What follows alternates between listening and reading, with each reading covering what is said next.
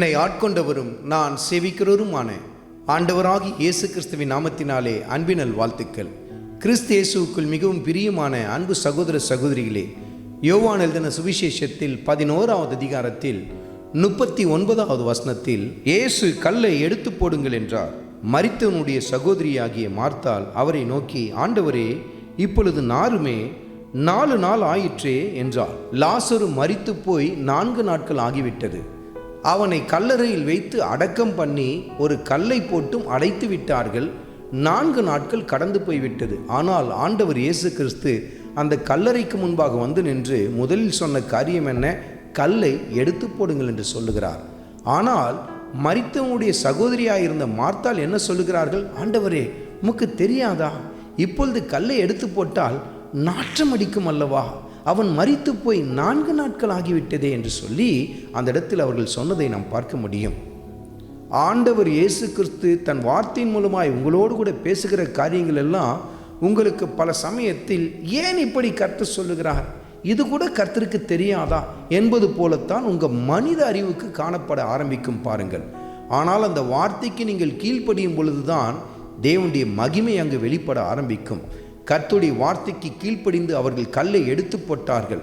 மரித்து போன லாசருவை கர்த்தர் உயிரோடு கூட வெளியே கொண்டு வந்தார் பாருங்கள். இப்படிதான் கர்த்தர் உங்கள் வாழ்க்கையின் பிரச்சனைகளுக்கு தன் வார்த்தையின் மூலமாய் சொல்லுகிற காரியங்கள் எல்லாம் உங்களுக்கு பல சமயத்தில் இது எப்படி முடியும், இந்த காரியத்தை செய்தால் நல்லா இருக்குமா, இன்னும் நாற்றம் அடிக்குமே, இன்னும் பிரச்சனை அதிகமாகுமே, இன்னும் இந்த காரியம் விகற்பமாக போய்விடுமே, இன்னும் இது கோணல் அல்லவா போய்விடும் என்றெல்லாம் சொல்லி நீங்கள் நினைக்கலாம். ஆனால் அந்த வார்த்தைக்கு கீழ்ப்படிந்து பாருங்கள், கர்த்தருடைய மகிமையை பார்க்க ஆரம்பிப்பீங்க. குடும்ப சண்டை சச்சரவுகளில் உங்கள் மனித அறிவு என்ன சொல்லுகிறது? பதிலுக்கு பதில் பேசு, சண்டைக்கு சண்டை போடு, நீ எதிர்த்து பேசினா தான் அங்கே ஒரு முடிவு ஏற்படும் என்று சொல்லி மனித அறிவு சொல்லும். ஆனால் கர்த்தர் தன் வார்த்தையில் என்ன சொல்லுவார்? சகித்துக்கொள், தாங்கிக்கொள், எனக்காக பொறுத்துக்கொள் என்று சொல்வார். இதை கேட்கும்பொழுது உங்களுக்கு எப்படி இருக்கும்? உடனே இப்படியே நான் தாங்கி கொண்டு போனேன்னா நான் குனிய என்னை இன்னும் அதிகமாக கொட்ட தான் ஆரம்பிப்பாங்க. இப்படி தான் உங்கள் மனித அறிவு சொல்லும். ஆனால் கர்த்தருடைய வார்த்தைக்கு நீங்கள் கீழ்ப்படிந்து பாருங்கள். கர்த்தர் உங்கள் வாழ்க்கையிலே அங்கே மகிமைப்படுவதை நீங்கள் பார்க்க ஆரம்பிப்பீர்கள். நீங்கள் நினைத்து பார்க்க முடியாத ஆச்சரியமான சந்தோஷத்தையும் சமாதானத்தையும் கர்த்தர் அந்த இடத்தில் கொண்டு வருவதை நீங்கள் பார்க்க முடியும்.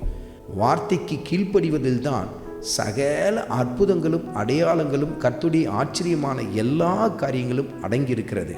கர்த்தருடைய வார்த்தைக்கு கீழ்ப்படியுங்கள், கர்த்தர் உங்கள் வாழ்க்கையிலே மகிமைப்படுவார். ஆண்டவராகிய இயேசு கிறிஸ்துவின் கிருபை உங்கள் அனைவரோடும் கூட இருப்பதாக. ஆமென்.